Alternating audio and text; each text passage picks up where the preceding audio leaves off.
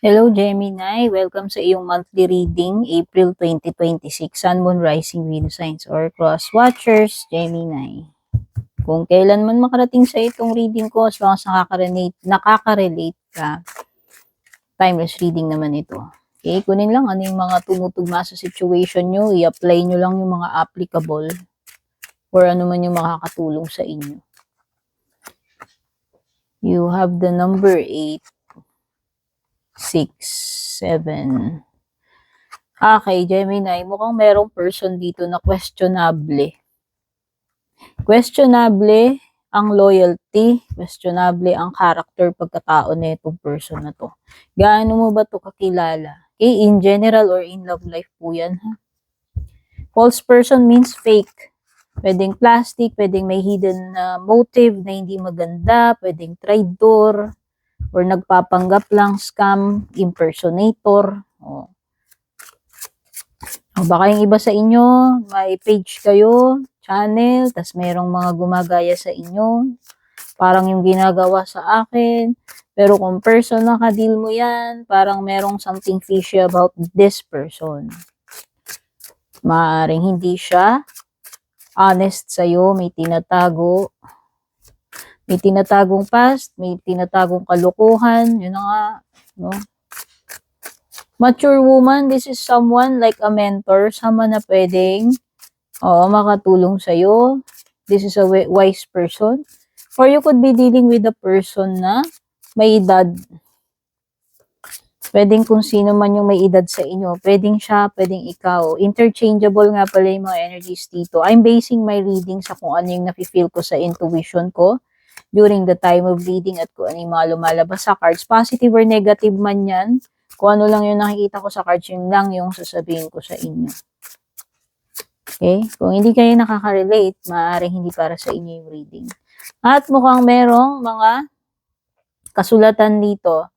Pwedeng correspondence yan. Pwedeng phone call, email, text, lahat ng may kinalaman sa messages, information messages, mga documents, no? O baka love letter for some of you. Yung iba naman, business letter yan. Hindi ko alam.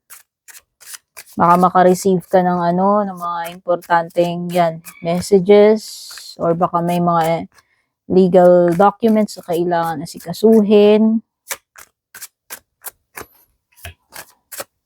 Sudden wealth, wow, this is unexpected na swerte, pagkapanalo. Hindi ko sinasabing umasa kayo na pumaya na lang lagi, pero paminsan-minsan wala namang masama doon kung may pera ka naman na spare. No? Sinasabi ko lang, hindi tayo pwedeng umasa sa swerte, pero minsan, malay mo naman, matsepuan natin, no? Baka buenasin ka, kasi yun eh. Parang may jackpot dito, paldo, ayan. Kung trabaho yan, kung mga client yan, ibig sabihin, malaki kikitain mo rito. Swerte ka, matsatsambahan mo, masiswertihan mo ito. Windfall, swerte, jackpot, no? O baka iba sa inyo, manalo kayo. Halo kayo ng raffle, etc. Di ba? Basta this is something na bigla ang pasok ng pera or swerte or opportunity na hindi mo siya ine-expect, no? Kumbaga out of nowhere.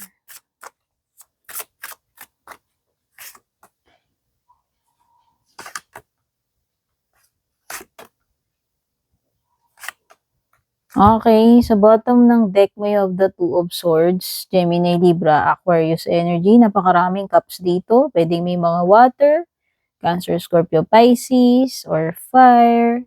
Pero, yun lang naman yung mga signs na lumilitaw sa cards. Pero kahit na ano pang zodiac sign ninyo, as long as nakaka-relate kayo, yun naman ang importante sa reading. Binabanggit ko lang yan kasi nakikita ko yung mga signs. At kung mahilig ka sa number, kunin mo na lang yung mga number na nandito sa cards. 8, 6, 7, 11, number 4, number 2, number 8, dalawa yung 8. Dalawa yung 8, dalawa yung 2. Tingnan nyo na lang sa numerology, ano meaning ng 2, dalawang 2. No? Ang ganda. Pagdating sa pera, sa career, sa negosyo, nakikita ko na stable. Kumbaga magkaroon ka man ng mga challenges diyan, setbacks, magiging stable pa rin 'yan. Okay? Nakikita ko na puwedeng may offer or opportunity sa'yo in love, in career, or in business. Puwede kang merong ma-receive talaga, promise Gemini, material man 'yan, pera or hindi. Puwedeng may proposal, baka alam mo 'yun, may person na lumapit sa'yo, alokin ka ng ganito, ganyan. Kaya nga mag-ingat ka kasi may false person, baka ka mamaya ma-take advantage ka or ma-scam ka. Ingat lang sa mga scammers. In love life or hindi, ha? Sa pera man yang scammer na 'yan o sa love life, ingat ka na lang. Kilalanin mo muna, 'wag magpapaniwala muna sa mga nakaka-impress na mga offer, pakitang gilas, tignan muna kung legit 'yan, love life man 'yan or business transaction. Kasi nga marami na rin namang jowa ngayon na nangi-scam. Okay, yung iba naman nagpapa-scam or nagbibigay ng pera, 'di ba? So, be careful na lang doon. Hindi ko sinasabing lahat ng makakausap mo ay ganyan, pero lumilitaw kasi yung false person. It's a warning, no? So, wag basta-basta makikipag-transact or ibibigay yung mga kung ano may ibibigay mo kung hindi mo pa naman gano'n ka kilala yung tao na 'yan, no?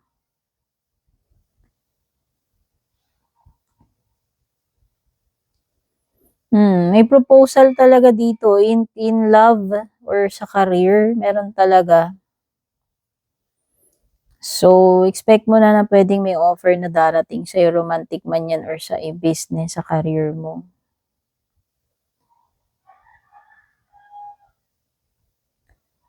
Puwede kang sa tingin ko parang rejection dito or puwedeng hindi interesado. Puwedeng may mapalagpas na opportunity. Tanggihan, yun. Parang energy ng tatanggihan, eh. Meron din ako napi-pick up na energy ng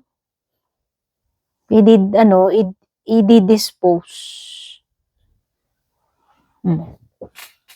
Whether ikaw yan, meron ka bang mga i-di-dispose dito, puwedeng decluttering yan.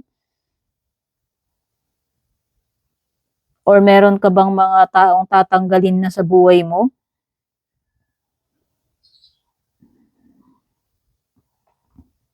Nakikita ako dito ng person na maaaring mag-propose sa'yo, magtapat ng feelings. Hindi ko nga lang alam kung tatanggapin mo yan, kung interesado ka ba, ikaw ba yung mag-o-offer, ikaw ba yung mare-reject, kasi meron akong nakikitang offer and rejection, eh.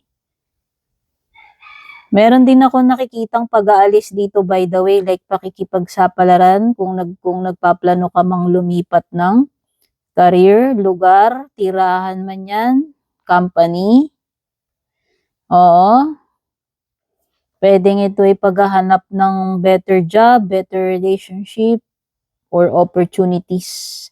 Puwede itong pagli-leave ng iyong comfort zone, 'no? Kasi nakikita ko baka makachamba ka, swertehin ka, eh. So, nakikita ko na meron talagang risk, magte-take ka talaga ng risk dito, in love man ito, in career. Mag-e-explore ka, eh. Naghahanap ka ng growth, naghahanap ka ng iba sa inyo naghahanap kayo ng better na trabaho, puwedeng ito ipagta-travel, paglipat abroad. Pagka situation, puwedeng may pagwo-walkout dito, whether ikaw yung magwo-walkout or magwo-walkout itong person na ka-deal mo. May pagtalikod pag-alis, eh. Or pagta-travel. Or pag-a-abroad. Merong person dito na hindi gano'n ka-interesado, whether ikaw yan o siya. Meron kasing proposal, may offer, pero parang ang nakikita ko, puwedeng dededmahin lang, iisnabin, ire-reject, hindi interesado. Meron din akong nakikitang boredom dito, pagkainip, pagiging discontented. Ikaw man yan o yung person na nakaka-deal mo. Meron ditong person na hot nung una, interesado. Tapos parang biglang mag-iiba yung energy, mawawalan ng gana. Meron ditong person na puro SEX lang ang habol or pera lang ang habol nito, hindi ko alam.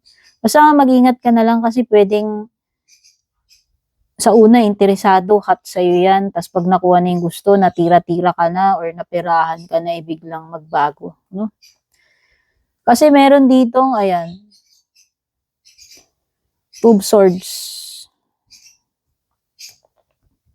So, nakikita ko may choices, may pagpipilian, may offer, pero pwedeng hindi piliin. Whether ikaw yan, mag-decide ka na ito yung pipiliin mo, hindi yung isa. Bagay man yung situation or tao. Nakikita ko rin dito na basta meron talagang choice decision to make with the Two of Swords. Nakikita ko rin naman na may pag-move on na. Meron ditong energy ng person na mas pipiliin na lang lumayo or mag-move forward na lang, mag-move on na lang kaysa mag-stay or mas stuck pa dito sa situation na ito. Or place or job, whatever. Okay?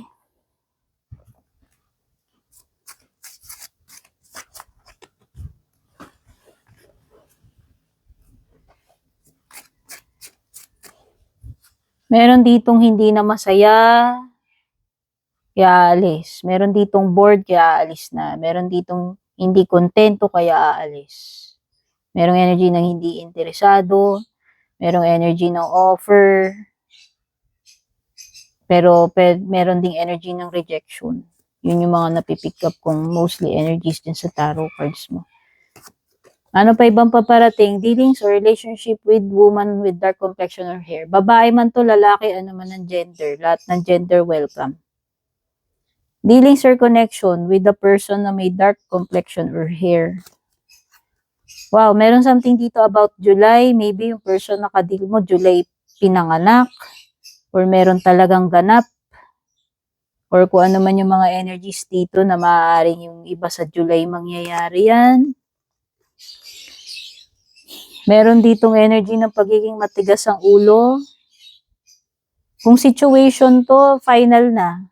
Hindi na mababago. Kung person, ganun din. Pwedeng hindi mo na mababago yung isip nito, yung opinion nito. Fix na. Nakapag-decide na.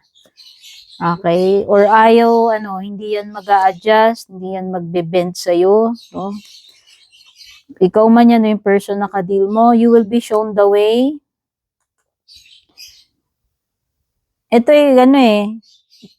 guidance ng divine Kaya kung ano man yung mga path na or steps to take na kailangan mo ng guidance, huwag kang mag-alala kasi gagabayan at gagabayan ka ng divine every step of the way dito sa bagay na gagawin mo, tatahakin mo sa path na tinatahak mo or tatahakin mo. Someone is behaving stupidly, ayan na nga. Meron nga matigas ang ulo dito.